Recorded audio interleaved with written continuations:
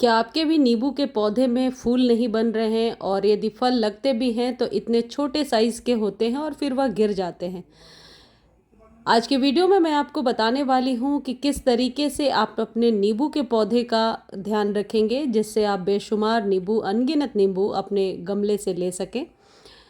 दो तीन चीज़ें हैं जो शुरू में मैं आपको बता देती हूँ। यदि नींबू आपने अपने घर में लगा रखा है या नई पौध लेने वाले हैं, तो इस बात का विशेष ध्यान रखें कि नर्सरी पर आप 1 साल पुराना ही नींबू का पौधा मांगेंगे। यदि आप नया पौधा लगाते हैं जो इसी साल उन्होंने तैयार किया है, उस पर जितने फूल लगे होते हैं बस उतने ही नींबू आप ले सकते हैं। फिर उस पौधे को साल भर के लिए ऐसे ही रखना होता है। तो दो चीज़ कर सकते हैं, या तो आप नींबू का पौधा पुराना मांग लीजिए या ग्राफ्टेड नींबू का पौधा मांग लीजिए। ग्राफ्टेड नींबू के पौधे से सालों भर आप नींबू ले सकते हैं और इसमें बहुत ही अच्छे किस्म के नींबू निकल के आते हैं। तो ये ज़रूरी चीज़ है। दूसरी चीज़ ये है कि यदि नींबू का पौधा छोटा है तो आप पौधे के अकॉर्डिंग ही कंटेनर साइज़ रखेंगे। जैसे मैंने अपने पौधे के लिए 8 इंच का ही कंटेनर लिया है। 8 से 10 इंच के बीच का कंटेनर सही होता है। यदि पौधा बड़ा हो गया है, आपके यहाँ 3-4 साल पुराना है, तो आप कम से कम 14 से 18 इंच के बीच के गमले में इसे लगाइए। प्लास्टिक के पॉट में भी लगा सकते हैं, मिट्टी में भी लगा सकते हैं। अब जो सबसे मुख्य कारण है जिस पर कई लोगों के सवाल पढ़े मैंने, कि नींबू के जो ग्रोथ है नींबू की अच्छी नहीं हो रही है, छोटे छोटे जो नींबू का फल है छोटा छोटा निकल के आ रहा है। इसके लिए आप क्या करेंगे, नींबू को हर एक 15 दिन पे फर्टिलाइज करना ज़रूरी है। जितनी अच्छी किस्म की खाद आप देंगे, आप उतनी अच्छी फ्लावरिंग और फल उतना बढ़िया ले सकते हैं। यदि आपके नींबू का पौधा पुराना है और इस तरीके से जड़ें भर गई हैं और इसमें अब छोटी छोटी फ्लावरिंग शुरू हो गई है, तो ऐसे में आप इसे रीपॉट ना करें। जिस तरीके से आप देख रहे हैं मेरे गमले में ऊपर से खाली है मिट्टी, ऊपर से गुड़ाई कर दीजिए। कम से कम 3 से 4 इंच आप अच्छे से गुड़ाई कीजिए।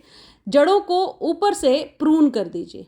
जिस तरीके से मैं आपको बता रही हूँ, आप कैंची से करना, कभी भी खींच करके नोच करके नहीं निकालना है। जड़ों को जैसे ही आप प्रून करेंगे, जड़ें हल्की हो जाएंगी और ऊपर से आप जो मैं अभी आपको बताने वाली हूँ वो खाद दे दीजिए और फिर मिट्टी भर दीजिए। आपका पौधा रेडी हो जाएगा अगले फल देने के लिए। यदि जड़ें बहुत भर गई हैं और आप खाद दिए जा रहे हैं, ऐसे सिचुएशन में भी फूल बनते हैं और वह गिर जाते हैं। फूलों का साइज़ बहुत ही छोटा निकल के आता है। तो नींबू के पौधे के लिए 2-3 और ज़रूरी चीज़ है जिसका आप ध्यान रखेंगे। अभी बारिश में आप ओपन में रख दीजिए। पूरे दिन के सनलाइट की ज़रूरत होती है नींबू को, और हर एक 15 दिनों पर गुड़ाई करने की ज़रूरत होती है। खाद आप 15 दिनों पर देंगे। कई तरीके के खाद हैं जो नींबू पर बहुत ही अच्छे से काम करते हैं। सरसों की खली भी आप दे सकते हैं। यदि 8 इंच का कंटेनर है तो आप करीब 2 चम्मच भर के पाउडर, जो मुझे लगता है 50 ग्राम के करीब होगा, वो हर एक 15 दिनों पर दे दीजिए। आप नीम खली ज़रूर डालिए, क्योंकि जो इसमें छोटे छोटे कीड़े हो जाते हैं उसके लिए नीम खली बहुत ही अच्छा असर करता है। मैं जो खाद अक्सर यूज़ करती हूँ वो है एक प्रकार का कंपोस्ट। आप मार्केट से कोई भी टाइप का कंपोस्ट ले सकते हैं, गोबर की खाद ले सकते हैं। जैविक चीज़ों के इस्तेमाल से ये पौधा सुरक्षित भी रहता है, सालों साल आपके गार्डन में चलता है। और यदि आप NPK का इस्तेमाल करते हैं तो ऐसा नहीं है कि कोई बहुत ज़्यादा नुकसान होगा। फ्लावरिंग भी आप अच्छी ले पाएंगे, नींबू की संख्या भी बढ़ेगी, लेकिन फिर 1 वीक तक आप यूज़ नहीं कर पाते हैं। यानी कि यदि आज आपने कोई केमिकल खाद दे दिया तो उस फल को पूरे सप्ताह के लिए, 10 दिन के लिए आपको ऐसे ही छोड़ना है, उसके बाद यूज़ करना है। तो बेहतर है जैविक खाद का इस्तेमाल करें। देखिए, ये है माइक्रो न्यूट्रिएंट।